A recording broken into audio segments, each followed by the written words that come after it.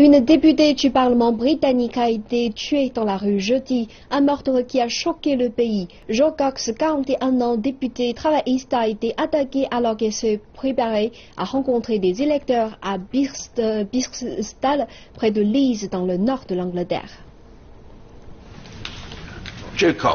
Jo Cox, mère de 2 enfants, était aussi une star montante du Parlement britannique.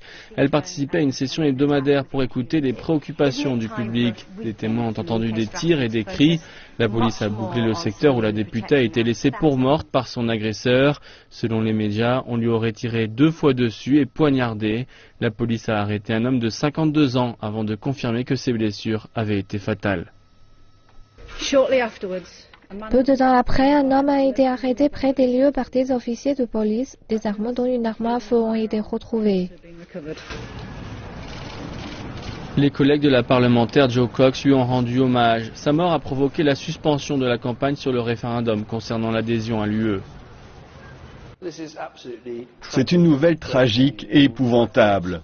Mes pensées sont avec le mari de Joe, Brendan, et avec leurs 2 enfants, et avec toute leur famille. Nous avons perdu une grande étoile. C'était une grande députée, avec beaucoup de compassion, avec un grand cœur. Et les gens vont être très très tristes de ce qui est arrivé.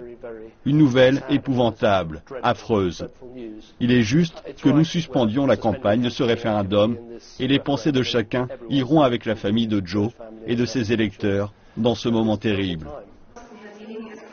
Les hommages affluent d'Allemagne, des États-Unis et du Fonds monétaire international.